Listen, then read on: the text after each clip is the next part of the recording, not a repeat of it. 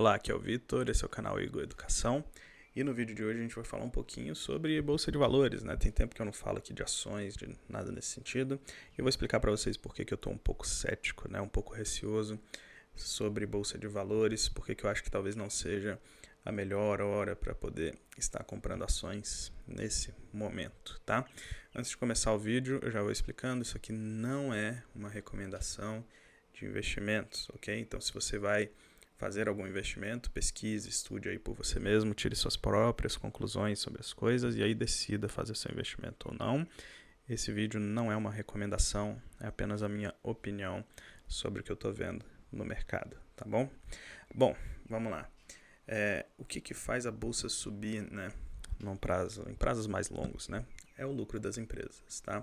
Então a gente consegue ver que quanto mais as empresas lucram, mais caras são essas empresas na bolsa. Isso faz todo o sentido do mundo, né? Afinal, você está comprando um pedacinho da empresa, quanto mais ela lucra, melhor para você que é dono de um pedacinho da empresa, tá? Então, para a bolsa seguir subindo em prazos mais longos, é necessário que o lucro das empresas suba, né? Em prazos mais longos. Talvez essa seja a minha fonte de desconfiança com o momento atual, tá? Porque o que precisa para o lucro das empresas em geral subirem num país, né? O que precisa acontecer para o lucro das empresas subirem? Uma das coisas que eu acho que talvez seja a única coisa que vai acontecer nos próximos anos é a empresa inovar, né? Chegar a novas tecnologias, novas formas de fazer a gestão da empresa e tudo mais, e os custos da empresa diminuírem, ela aumentar a sua margem, tá? Então isso é uma das formas que a empresa pode lucrar mais. Isso eu acho bem provável que vai acontecer no Brasil nos próximos anos, porque a gente tem bons empreendedores aqui, né? Os empreendedores conseguem inovar e trazer novas soluções aqui e fazer as empresas serem mais lucrativas, mesmo num ambiente bem hostil que é o Brasil para negócios, né? A segunda coisa que uma empresa pode fazer, né, que vai fazer com que ela gere mais lucros, é ter menos imposto, né? Então, se você tem uma carga tributária menor, sobra mais dinheiro lá na última linha, né? Na linha do lucro líquido, né? E isso não vai acontecer no Brasil, né? Convenhamos. Diminuição de impostos é uma coisa que talvez eu nunca tenha visto na história da minha vida aqui no Brasil, né? E os sinais que a gente tem não suportam muito isso, né? Se você for olhar, né, a própria regra fiscal nova que vai entrar em vigor, aí, o arcabouço, né? Ele dificulta muito você reduzir impostos. Por quê? A regra agora é que os gastos do governo podem aumentar de acordo com a inflação, mas também de acordo com o aumento de arrecadação, né? E adivinha qual é a forma mais fácil que um governo tem, que o Estado tem, de arrecadar mais dinheiro, né? Exatamente, aumentando os impostos ou cobrando de mais gente, né? Aumentando a base de incidência, tá? Então, menos impostos eu acho muito difícil que aconteça num curto, médio e até longo prazo, tá? E a terceira forma que uma empresa pode lucrar mais é vendendo mais, né? Quando o mercado aumenta, né? Como a gente está falando da média das empresas, vamos pensar, o mercado cresceu, tem mais gente comprando e a empresa consegue vender mais, né? E isso tem alguns problemas aqui no Brasil, né? O primeiro é que, provavelmente, a renda do brasileiro não deve aumentar muito nos próximos anos, pelo menos não em termos reais, né? Porque a nossa produtividade está bastante estancada, né? Tem muito tempo que a nossa produtividade está estancada e a gente não vê falar em reforma nenhuma para melhorar esse quesito, né? Esse aspecto da nossa realidade, né? Então a nossa produtividade provavelmente vai continuar meio paradinha ali nos níveis que já está, né? E a outra coisa é a demografia, né? Se tem mais gente no país, você tem um mercado maior. E isso também não está acontecendo, né? A nossa demografia está começando a inverter, né? A gente está começando a crescer praticamente zero, né? E logo mais vai começar a inverter, né? O país vai começar a parar de crescer e até diminuir a população, se você olha prazos mais longos, né? Ou seja, a demografia também não vai ajudar a gente nesse aspecto. Ou seja, eu acho razoavelmente difícil que o lucro das empresas suba de forma considerável, né, em termos reais, nos próximos anos. Bom, mas aí tem um outro argumento, né? Talvez, mesmo com os lucros de hoje, ou só crescendo um pouquinho ali a inflação ou qualquer coisa desse tipo, o preço das empresas já esteja barato, né? Será que tá? Vamos aqui na minha tela dar uma olhada. Eu gosto muito de olhar esse gráfico aqui que vocês estão vendo na tela, né? Que é o gráfico do preço sobre lucro. Talvez seja o indicado mais usado aí no mundo inteiro para ter uma noção da temperatura ali, né? Se a bolsa está barata ou está cara, né?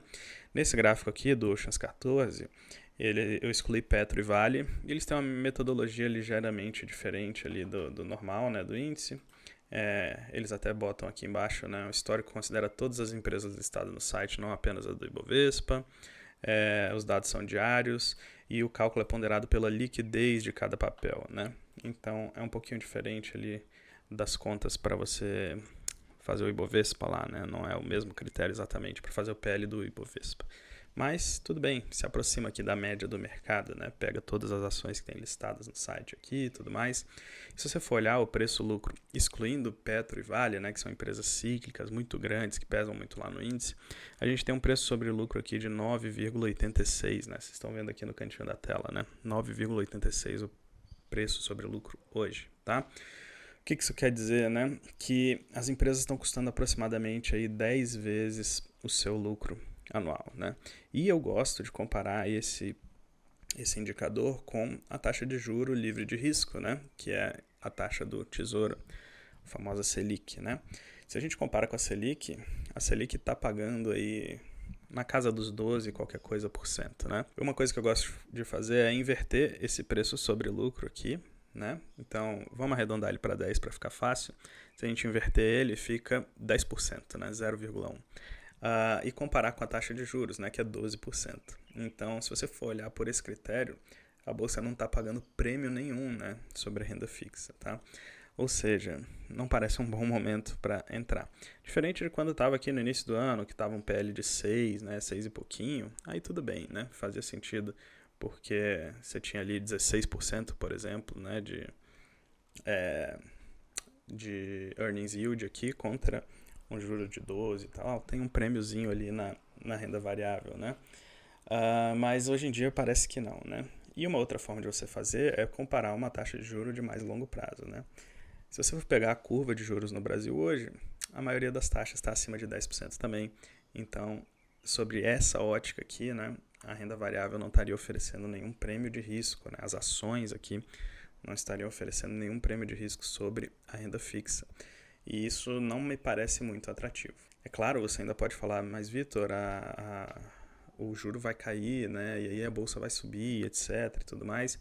De fato, isso pode acontecer, né? Se você estiver otimista com essa queda de juro, achar que o juro vai cair bastante, vai voltar lá para 6%, para 2%, aí tudo bem, esse preço sobre lucro aqui se justifica. Mas se isso não acontecer, se o juro for lá para 10, 9, qualquer coisa assim, esse preço-lucro aqui, na minha opinião, não se justifica. Bom, e aí, né? Então o que a gente faz, né? Não tem bolsa, zero bolsa, né? Eu nunca acho que essa é a solução, tá? Até porque tudo que eu falei aqui pode estar errado. Isso aqui é uma opinião, uma análise bem grosseira do cenário, né, de investimentos, do cenário econômico, né? Então o que a gente faz, né? Já que eu posso estar errado, eu abraço essa incerteza e eu tenho lá um pedacinho da minha carteira em bolsa, né? Com os meus clientes aqui da consultoria, por exemplo, todos eles têm um pedacinho lá em bolsa, né? De acordo com o perfil que eles têm, o perfil de risco e os prazos que eles têm em mente também. Então a gente coloca um pouco da carteira em bolsa de valores, porque eu posso estar errado também, né? Amanhã podem descobrir poços de petróleo enorme no Brasil e a gente virar o maior produtor de petróleo no mundo e vir uma riqueza enorme para o nosso país, aumentar a renda de todo mundo, as empresas venderem mais, pode, né? Enfim, o futuro é incerto, né? A gente não sabe o que vai acontecer, tá?